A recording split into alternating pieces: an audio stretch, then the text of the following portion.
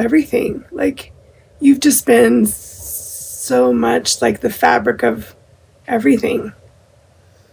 The cameras didn't return, but the world never really stopped watching. 1 year after the courtroom showdown that changed everything. The Browns have scattered like pieces of a once perfect puzzle, still recognizable, but never fitting together quite the same. The echoes of the gavel have faded, but its impact still lingers. Not just in headlines or public memory, but in the quiet spaces where family used to live. The show that once defined them has ended. Yet their story continues in ways that cameras never could have captured. Because what happens after the lights go out is often the most human part of all. Kody Brown was the first to find her rhythm again. The chaos that once followed her every move has been replaced by a sense of calm that she used to dream about but never quite believed was possible. Her mornings begin early now, not because of filming schedules or production calls, but because she wants to. The soft golden light pours through her kitchen window. Touching the pale blue walls, she painted herself, the scent of cinnamon rolls baking, filling the space. This isn't the polished perfection of a television set. It's real life, a little messy, but hers. She often hums to herself as she cooks, something she never did when the pressure of being the happy wife weighed on her shoulders. Now, her laughter comes easily, freely, without having to share space with tension or guilt. A year ago, Kody was standing in a courtroom, her voice trembling but her spirit steady. Today, she's standing in her own kitchen, barefoot, smiling, and finally at peace. The children visit often, not because they feel obligated to, but because they want to. They see their mother happy, and that alone feels like a victory no verdict could ever match. She doesn't talk about the trial much anymore. When people bring it up, she just shakes her head softly and says, "That was a different life." And in many ways, it was. The woman she is now doesn't need to be defined by what she left behind. She's building something new, not on resentment, but on the quiet, steady belief that healing is possible. Janelle's life has taken a different rhythm, but one that feels equally earned. Her days are filled with purpose, not the kind that comes from managing relationships or navigating drama, but the kind that comes from independence. The land she once dreamed of building on has become her sanctuary. There's no mansion, no sprawling estate, just a modest home nestled against the desert hills. A view that stretches wide enough to hold her peace. She spends her mornings tending to her garden, her afternoons running a small online business, and her evenings watching the sun dip below the horizon in complete silence. It's a far cry from the life she once shared with Kody. The shared decisions, constant compromises, the exhaustion of trying to hold everything together while being pulled in too many directions. She doesn't miss that version of herself. When asked in a quiet interview months after the verdict how she felt about it all, she paused, smiled faintly, and said, "You don't always realize how heavy something was until you put it down." That line stayed with people. It trended, was quoted, was discussed endlessly online. But for Janelle, it wasn't a soundbite. It was truth. She's lighter now. Meri's story took another turn, quieter, more introspective, but deeply transformative. After years of standing on the edges of everyone else's story, she finally stepped into her own. The inn she once dreamed about her grandmother's home has become her refuge. She's there most days, welcoming travelers who don't recognize her or who only vaguely remember her from that show about the polygamous family. For the first time, she doesn't mind the anonymity. The stillness of the small town suits her. The creak of the floorboards, the hum of the kettle, the warmth of morning sunlight spilling across the old photographs. They're all reminders of the simple life she always wanted but never had. She still talks to a few of the other wives. Mostly Janelle and occasionally Kody, though the conversations are brief and gentle. There's no bitterness left in her voice, just acceptance. When the producer for a 1-year follow-up documentary asked her what peace meant to her now, she said, "Peace isn't something you find in other people. It's something you make room for inside yourself." It was the kind of line that made silence fall across the room. Not rehearsed, not polished, just honest. Robyn and Kody, however, live in a much different kind of quiet. Their home, once filled with laughter, noise, and the chaos of a big family, now feels emptier. The children have grown, the phone doesn't ring as often, and the world that once revolved around them has shifted. They keep mostly to themselves, stepping out occasionally for errands or family events. But the spark that once defined them has dimmed. To some, it looks like loyalty. To others, loneliness. Kody has stopped giving interviews. The man who once thrived on being the center of attention now prefers silence. The weight of what was said in that courtroom, what was revealed, seems to hang over him like a shadow he can't quite escape. Those who know him say he's more reflective now, not necessarily apologetic, but quieter, more aware of his own fragility. He spends more time outdoors, hiking, working with his hands, doing the kinds of things that remind him of simpler days before fame. When a camera caught sight of him recently at a local hardware store, fans barely recognized him. No manic energy, no loud opinions, just a man carrying wood, lost in thought. Robyn remains his most constant presence. She's still protective of him, still trying to hold on to the belief that love, even bruised, can survive. But even she admits, in rare moments, that things aren't the same. We're still learning how to be. Us, she said in an interview that aired briefly before she requested the segment be taken down. The tears came easily, but so did the truth. I don't think any of us were prepared for what honesty costs. It's that cost that defines this chapter of the Brown family story. They've each paid a price for love, for truth, for freedom, for peace. The show may have ended, but life has continued, unedited and unfiltered. The fans who once watched weekly to see who was fighting, who was leaving, who was staying, they still talk, still speculate. But the Browns themselves no longer engage. They're not trying to explain, defend, or justify anymore. They're just living. Christine travels more now. She posts photos from hikes, from family gatherings, from small-town cafes where no one stares too long. Her smile looks different in these pictures. Not the practiced, camera-ready grin, but something softer. Her followers notice it too. "You look genuinely happy," one comment reads. Her reply is simple: "I am." Janelle, too, has built a small online following centered on health, independence, and quiet strength. She doesn't preach or pretend. She just shares glimpses: her garden, her walks, her morning tea. The woman who once had to split herself between multiple lives has finally found balance in one. Meri's bed and breakfast, meanwhile, has become quietly successful. Guests often say they feel something special: their warmth, history, peace. Maybe it's the house itself, or maybe it's the woman who rebuilt her life within its walls. As for Kody and Robyn, their story remains the most complex. They've withdrawn from the spotlight almost completely. When the network approached them for a reunion special, they declined. There were no statements, no explanations, just silence. And maybe that's the truest reflection of where they are now. Because not every ending needs a speech. Sometimes absence says everything. A year later, what remains isn't the chaos or the conflict, but the humanity. For all the judgment, for all the spectacle, for all the ways the world turned their lives into entertainment, the Browns have become, once again, what they were before the fame: people, flawed, learning, surviving. Each of them, in their own way, walking away from the noise and toward whatever comes next. And perhaps that's the real story. Not the fall, not the fight, but the quiet rebuilding that happens after. Because even when the cameras stop rolling, life keeps moving. The laughter changes, the homes change, the people change, but the truth remains. Sometimes the most powerful redemption isn't public. It's private. The Browns may never stand together again under one roof. But in their own separate corners of the world, they've each found something that was missing for years, themselves. Missing for years, themselves. If time softens truth, a year is just long enough for the Browns to begin looking back without flinching. The sting has dulled, but the lessons remain sharp, etched into the rhythm of their everyday lives.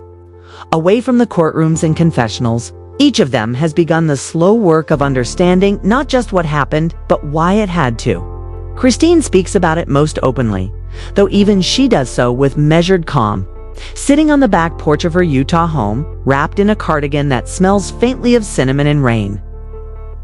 She often says she doesn't carry anger any more, only gratitude that she was brave enough to leave. I spent years telling myself love meant endurance. She reflects quietly, eyes on the horizon. But sometimes love is the moment you stop enduring. It's a sentence she repeats often, not to convince anyone else, but to remind herself. Her children say she laughs more now, but she also cries more. Both, she explains, are proof that she feels safe. Her evenings are her favorite part of the day. After dinner, when the house hums with quiet, she sits near the window where the desert wind brushes through the curtains. There's no audience, no script, just the sound of her own breathing. Sometimes she wonders if people still talk about the trial, if her name still trends whenever a new scandal erupts online. Then she shakes her head and smiles. "Let them," she murmurs. "That's their noise. Mine's right here." Janelle's reflections take a different shapeless about words, more about doing. She has always been practical, grounded, the one who could manage chaos with calm. But solitude has taught her something new: softness. On weekends, she hikes the red rock trails near her home, earbuds forgotten, phone switched off. Each step becomes a meditation. I used to think balance was something you achieved by organizing everyone else. She says in a rare interview for a retrospective special, turns out it's what you find when you stop trying to hold the world still. When she talks about Kody now, there's no bitterness, only fatigue wrapped in understanding. "We were both chasing something we thought was sacred," she admits. "Maybe it was once, but sacred things can change shape, and if you don't let them, they break." Her voice doesn't waver. It doesn't need to. The lesson sits heavy yet peaceful, like the desert heat that refuses to leave even after sunset. Meri's reflections are quieter still, almost like prayers whispered into wood grain. Running the inn has become her way of healing, but it's also how she listens to herself. She keeps a journal behind the counter, filling it with thoughts she'd never publish. In one entry, she writes, "For years, I wanted to be chosen. Now I choose myself every morning."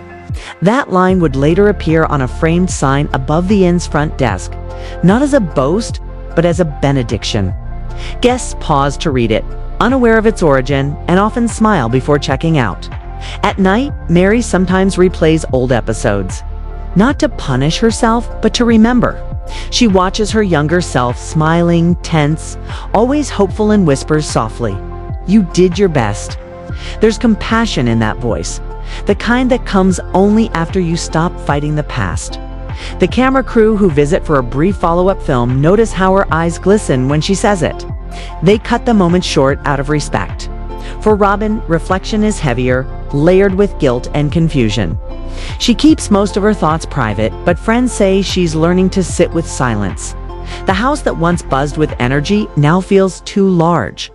She fills it with candles and gentle music, trying to make it smaller, cozier, easier to bear. "People think I wanted it this way," she says softly during a recorded conversation that never aired. But no one wins when a family breaks. You just try to make peace with the pieces left.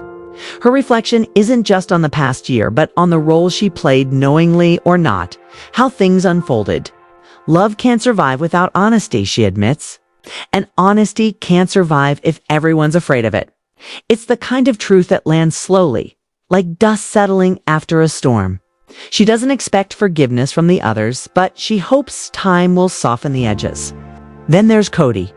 Reflection for him comes less from talking and more from the silence between chores. He's no longer the man who thrived on chaos. The energy that once fueled arguments has burned itself out.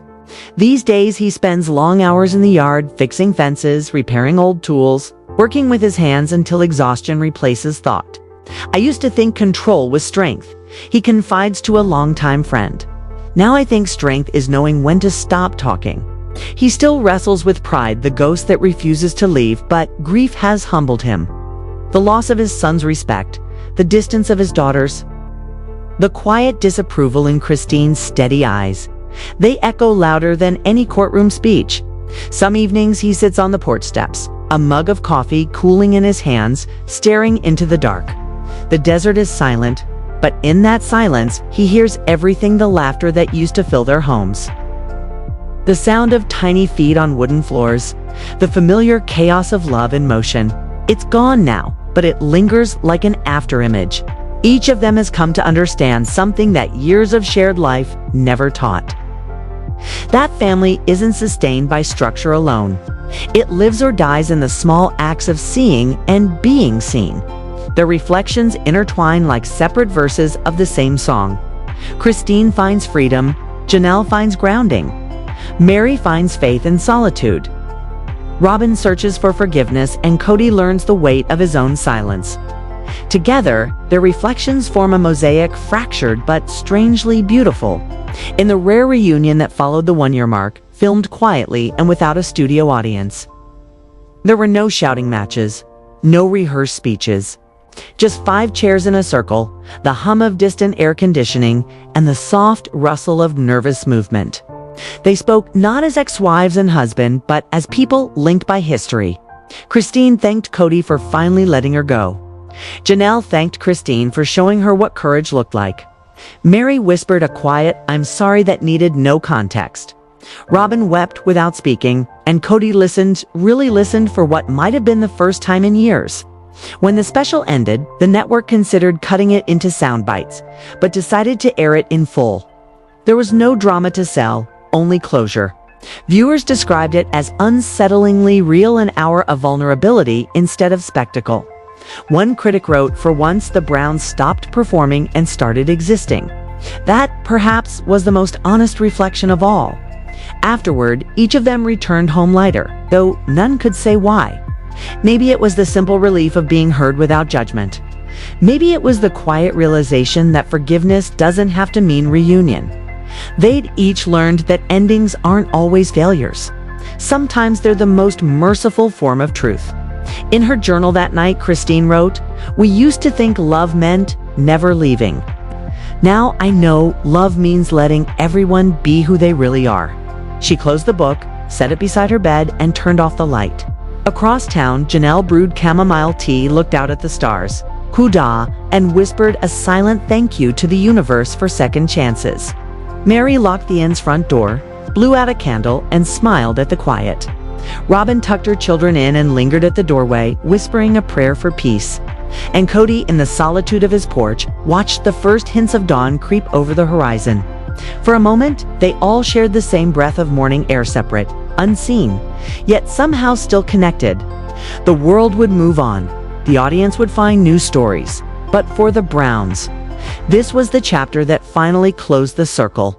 Their reflections weren't grand revelations or sudden transformations. They were gentle recognitions that healing is slow, forgiveness imperfect, and peace always earned. And maybe that's how it ends, not with applause or reconciliation, but with 5 lives quietly learning how to live again. Lives quietly learning how to live again. The air over Flagstaff carried that familiar hush again. Not silence exactly, but something quieter than sound. Like the pause that comes when people finally stop running from the noise of their own lives. For months, maybe years, the Brown family had lived inside a storm of words, accusations, revelations, tears, and that aching search for truth that left no one untouched. Now, 1 year later, the echoes had faded. What remained was something simpler. Softer people trying, in their own imperfect ways, to live with what the truth had cost them. Christine still woke early. Old habits rarely die, especially the ones that once helped her survive. The Arizona dawn slid through her kitchen window, painting the countertop gold. And for a moment she just stood there, watching the light catch the steam of her coffee. There were mornings before this when the quiet felt heavy, like absence. When she missed the noise of a house full of children, the rhythm of schedules, the constant balancing of love and exhaustion. But lately, the quiet had changed. It was no longer the sound of what she'd lost, it was the sound of what she'd gained. Her world had become smaller in the best possible way. She baked more, laughed louder, took long walks without needing to explain where she was going. Freedom, she'd learned, didn't always announce itself in fireworks. Sometimes it crept in softly through the ordinary, the peaceful, the uneventful. She'd stopped measuring her worth in how much she could endure. And in that shift, a kind of peace bloomed that no courtroom verdict could define. When she thought of Kody now, it wasn't with anger. Not anymore. Anger had burned too long, and she'd grown tired of feeding it. She could remember him with clarity and distance. Like a photograph from another life. The man who'd once been her beginning and, eventually, her breaking point. There were still moments when his name passed through conversation, especially among the kids. But it didn't carry the sting it used to. He was part of their history, not their present. And that, Christine realized, was okay. Healing hadn't been about erasing him. It was about removing the weight he once held over her. Janelle's life had shifted too, though hers took a different shape. Her independence came not from starting over, but from holding steady, from reclaiming pieces of herself that had been overlooked, while keeping others that still fit. She lived in a quiet home now, modest but hers. Some nights she'd sit outside on her porch, watching the same Arizona stars that once looked down on plural chaos, and she'd smile. Not everything had been a loss. She had learned to rebuild not from ashes, but from the soil that had always been there, waiting for her to plant something new. Her conversations with Christine had deepened over the year. Less about pain now, more about possibility. The two women had become a kind of sisterhood beyond marriage, beyond titles. They'd found strength in remembering together and in choosing deliberately to move forward without resentment.